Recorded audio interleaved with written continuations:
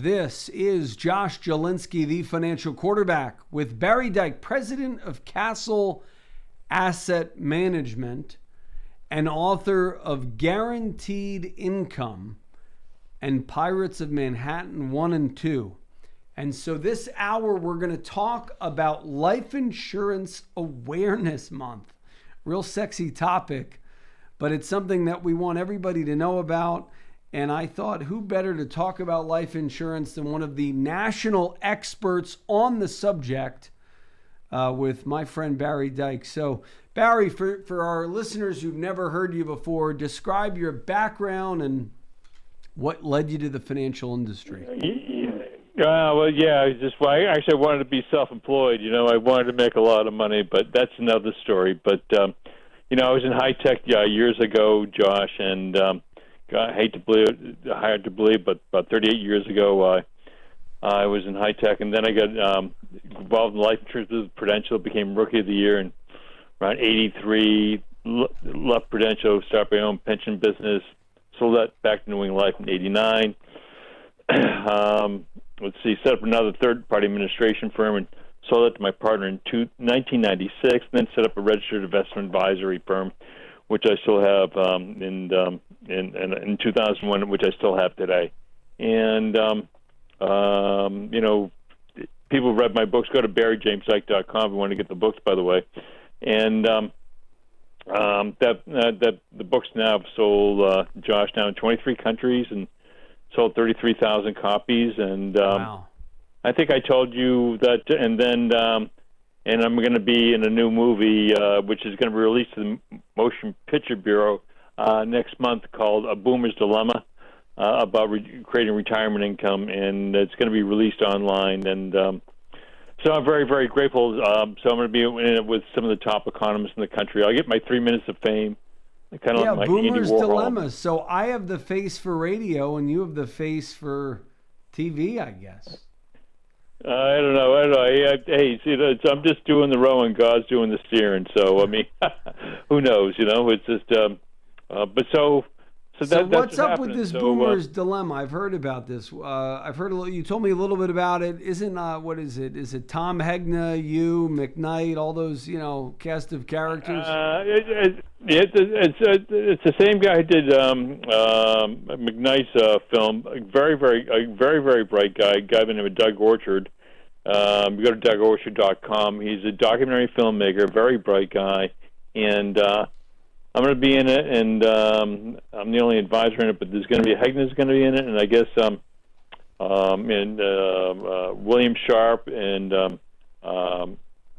Robert Merton, who both got the Nobel Prize in economics, and William Babel of Wharton, and Olivia Mitchell of Wharton, and Ted Benna, a friend of mine, the guy who created the 401k, and Ted Siddell. And so a lot of people who we really had Ted on, and I asked him, it was funny, we had him on, because my show, we always want to, I want to cut to the chase. And I said, Ted, I'm seeing all these people use your that the father of the 401k has denied it. And apparently all these people were using his quote against his original context. And then were using it for their own private gain. Isn't that a shame? And Ted was a great guy. He was a great guest. We had him on. And he said, he regretted some things, but they made it almost I don't know if you remember that, if you want to talk to that. That was interesting. Well, yeah. Well, Ted's he's a great guy. I think Ted's close to 80 now. He's just an honest man, and he's a Christian, and he's the guy who created the 401k, and he actually kind of grew up in the insurance business, developing pensions, and very knowledgeable guy, impeccable integrity. And Ted's kind of regrets because he's kind of the father of this monster. And so what we have, and I'm not against the 401k. Or 403B plans, please don't get me wrong. But what has happened? No, but what was interesting though is he basically said, "Hey, he had some regrets. He didn't like that so much risk was transferred to the actual consumer, and he had some second thoughts about the construction. But then apparently, these people were saying he disavowed it." and they were using him like in a little bit, he thought they were too complex, too expensive. He made more of a critique, but then these other people got it and they were like sort of co-opting his words unethically, which is interesting, Oh, they were, and the thing is that what has happened, so he's created this, and what has happened is essentially all the risk has been transferred from essentially the employer to the employee, and these things are so complicated now, and now we're throwing in private equity.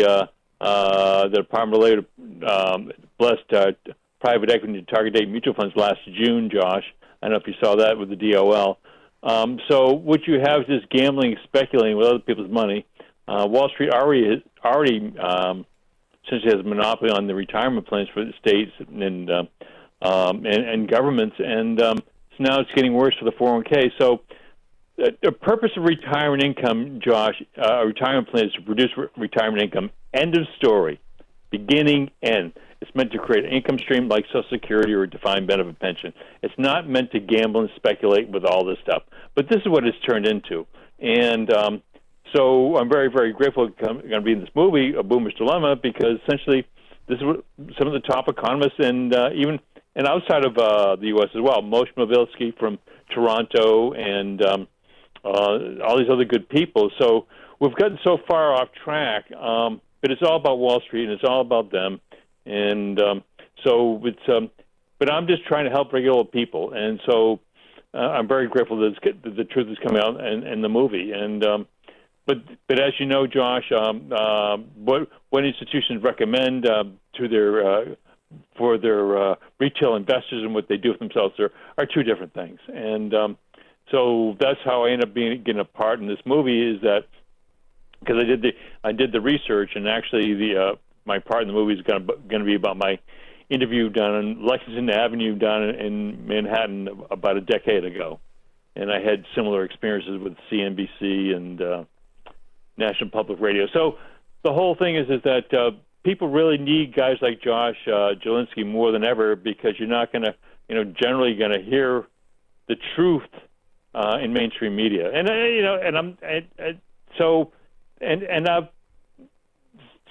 but the facts are irrefutable. I'll give you a great example. You ever heard of a little company called Hewlett Packard? HP, one of the giant computer companies in the world. You know what they did this about 2 weeks ago, Josh? What'd they do? They bought an annuity for $5.2 billion. That's with the B. $5.2 billion for 41,000 employees. Why would they do that? 5.2. Why do they do that? Because they don't want to handle I know why, you know why, but I mean, for the average listener hearing that, they don't understand why. So, because it's smart. It's the wise thing to do. A smart company like HP, who's been around, I don't know, 30, 40, 50 years, who's one of the probably one of the best known computer companies in the world, saying we can't manage the retirement risk. We're gonna offload it to insurance. So they're basically transferring the risk of their pension to a private life insurance company. Is that correct? That's exactly what they're doing. Because the life insurance company is a better arbiter of their wealth, they're more conservative. We're going to talk about that.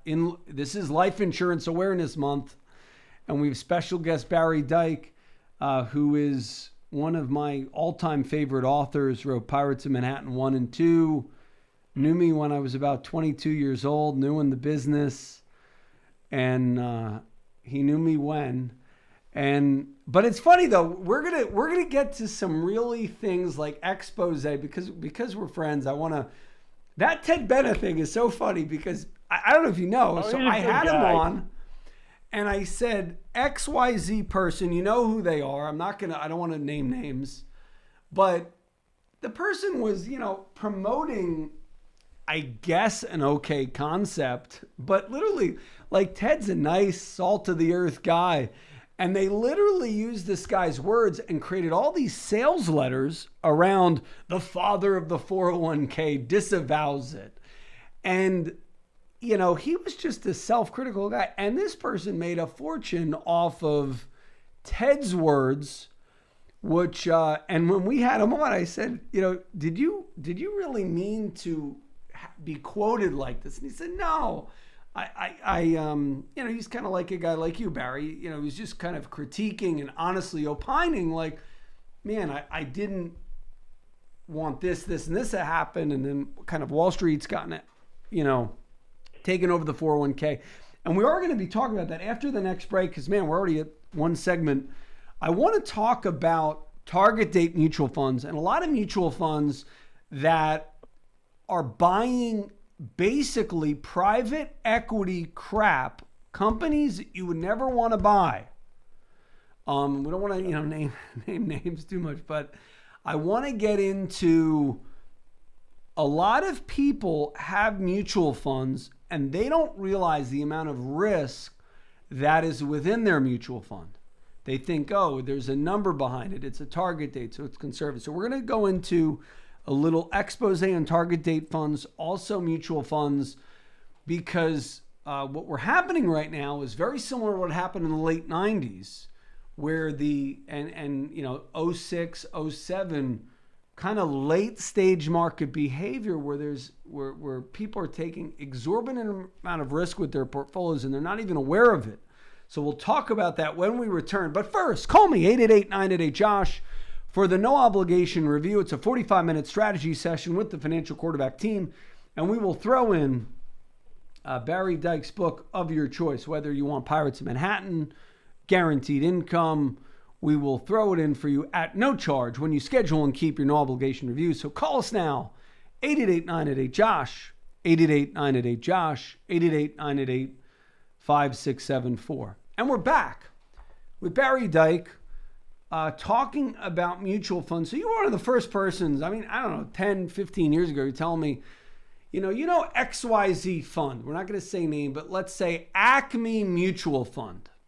Yep. The mutual funds, they own you would think, they own the AT&Ts, the Verizons, the PSE&Gs of the world. They don't just own publicly traded companies. Some of these big mutual fund companies are actually taking exorbitant risk, even beyond just buying run-of-the-mill stocks. And they're buying private equity. They're buying things of excessive risk. Talk about some of your research along that line. Well, let's just give it a good. I'm a doubting Thomas. So let's look at. So you're in Manhattan. So, which I love Manhattan, by the way. But so let's look at an example like WeWork, which that was the office rental company, whatever you want to call it. They sold themselves as a tech company, but it's really a office retail rental company. But in any event, so let's talk about WeWork for a second. $47 billion of wealth evaporated. Well, and actually, Morgan Stanley valued it, Josh, at $105 billion. That's what the B, 105. Okay, I thought that was the highest, but Morgan Stanley valued it at 105, and it was. I think it was shoved off as a SPAC. I don't even know if it was. Now I'm Googling here, $9 billion valuation as a special purpose acquisition company, and it merged with California-based BowX Acquisition Corp. Yes. So it was valued at $47 billion in 2019, as high as $100 billion at one time, and then went down to $9 billion. But our mutual funds bought into some of this, right? Oh yeah, some of the top ones, and because there's a provision within the Mutual Investment Advisors Act, which covers the mutual funds, but they can purchase up to 15% of essentially private companies, which I didn't know, which is stupid. They shouldn't be doing this. I mean, if venture capitalists want to buy into a privately held company, fine. I don't think they should be. I think mutual funds should have just publicly traded stocks, but in any event, so Wall Street finds an angle and they drive an 18-wheeler through it, and so this is what happens. So it will be in the book. By the way, Josh, I will be I'll be updating the book, and we call it Guaranteed Income 2.0 Reset, something of that nature. But giant companies like Fidelity and Vanguard and Hartford and T. Rowe Price and other companies. They bought into. They spent hundreds of millions of dollars into WeWork. And if 1 in 100 people knew this, Josh, I'd be surprised. So where do you find out? If I want to go look up my mutual fund and see whether it's buying any of this private equity stuff or private valuations, and private equity could become wealthy, but for every unicorn, there's about 99 failures, Yes. For every Facebook, there's, 99 MySpaces.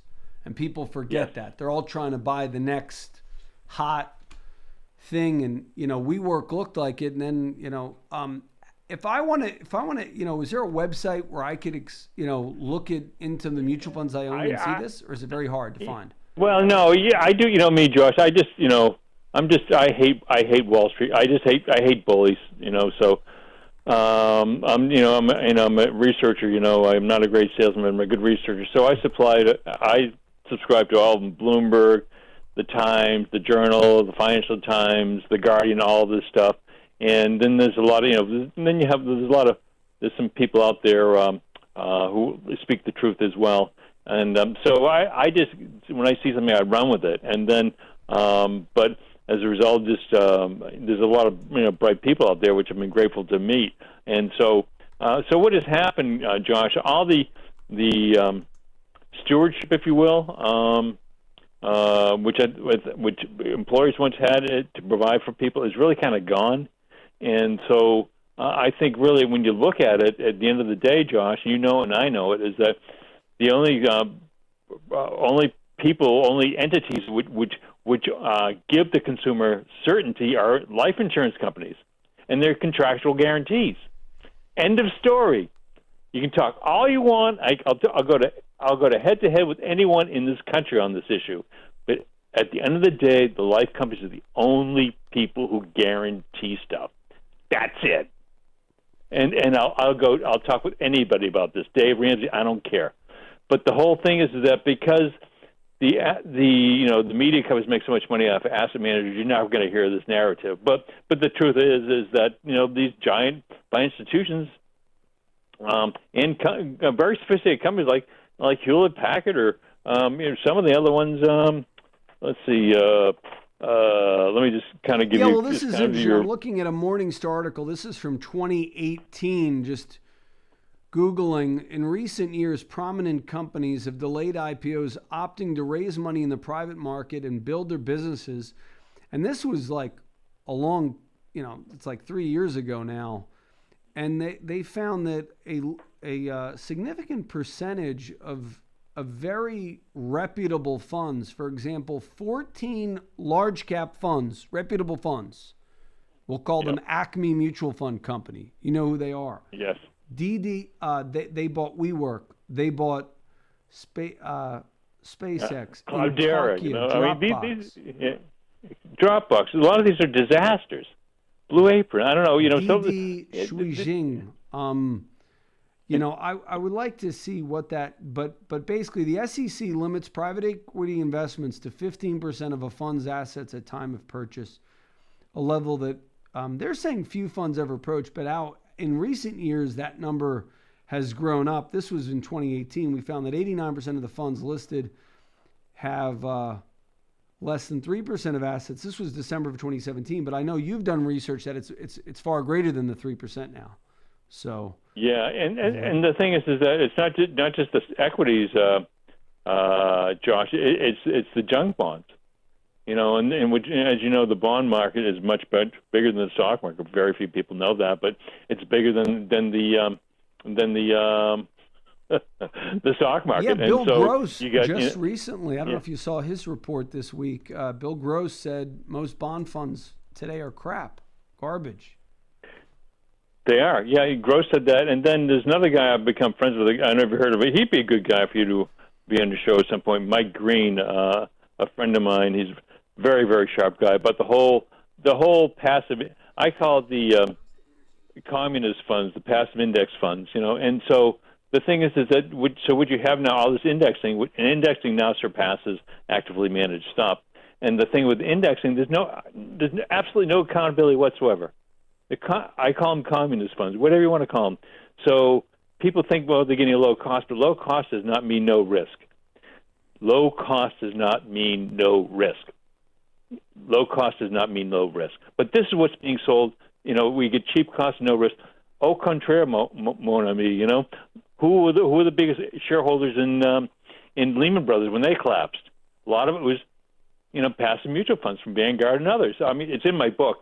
Go to BarryJamesDyke.com. I got it from the SEC filings and everything. So the thing is that I think for someone like you, whatever, I think it's a moral responsibility to help people build retirement income. Yeah, this is interesting. Just came out like a week or two ago.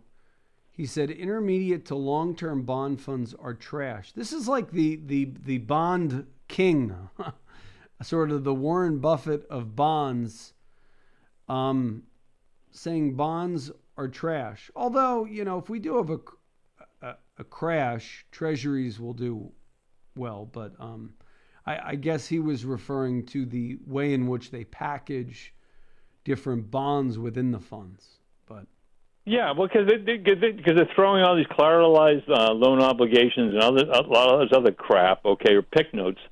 Well, you know what a PIK note is, Josh? No. It's a big one on Wall. It's a hot item on Wall Street.